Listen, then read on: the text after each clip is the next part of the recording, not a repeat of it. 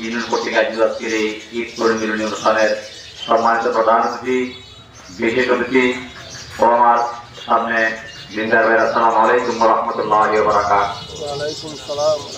সংগ্রামী বন্ধুরা, আপনারা জানেন আমরা দীর্ঘ অনেকদিন পরে এই পূর্বাগের মাটিতে খোলা ময়দানে বসার তৌফিক দান করেছেন, তার জন্য আমরা আল্লাহ রাব্বুল আলামিনের কাছে শুকরিয়া জ্ঞাপন করি, আলহামদুলিল্লাহ।